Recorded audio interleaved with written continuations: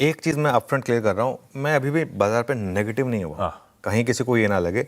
मैं अभी भी ये कह रहा हूँ कि शॉर्ट नहीं करना है, पोजिशनल शॉर्ट नहीं करना है, पोजिशनल शॉर्ट नहीं करना है, क्योंकि ट्रेंड नहीं टूटा। लेकिन इंट्राडे में मार्केट आपको शॉर्ट करके पैसा बना रहा है, जैसा हमने कल भी व्यू लिया था कि रिजेक्शन मिले शॉर्ट जरूर करिएगा, एक 24,400 के थोड़ा ऊपर के स्टॉप लॉस लगाकर।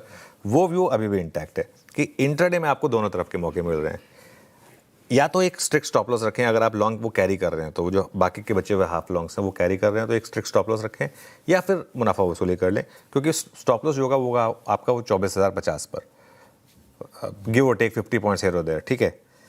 और एक चीज़, अभी के लिए बैंक निफ्टी से थोड़ा दूर रहे, क्योंकि ये जो डेथ क्रॉस ओवर है, या तो इसका कंफर्मेशन अगर आ गया तो बड़ी गिरावट होगी और आईसीआईसीआई बैंक और एचडीएफसी बैंक के नंबर्स या तो डिसअपॉइंटिंग हो गए, या फिर अगर अच्छी नंबर्स आ गए तो फिर मंडे को देखेंगे।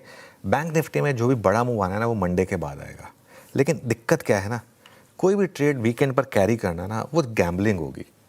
एक तो या तो आप मंथ एंड के ऑप्शंस लेके जाना चाहें, बहुत महंगे होंगे, ध्यान रखिएगा, क्योंकि मार्केट को भी पता है कि कल जो नंबर्स आएंगे उसका मंडे बड़ा इंपैक्ट आने वाला है।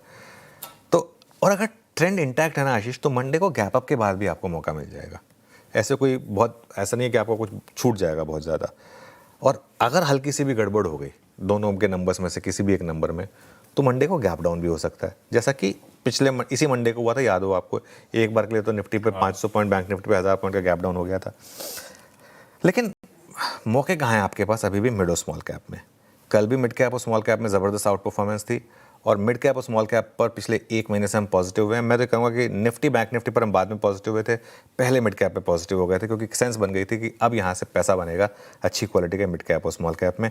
सबसे बड़ी थीम अभी भी कैपिटल मार्केट की है। उसके अलावा जो दूसरी और तीसरी बड़ी थीम है वो ईएमएस और कंज्यूमर ड्यूरेबल्स की है। ये लगातार व्यू रहा है और वो व्यू अभी भी इंटैक्ट है। परफेक्ट।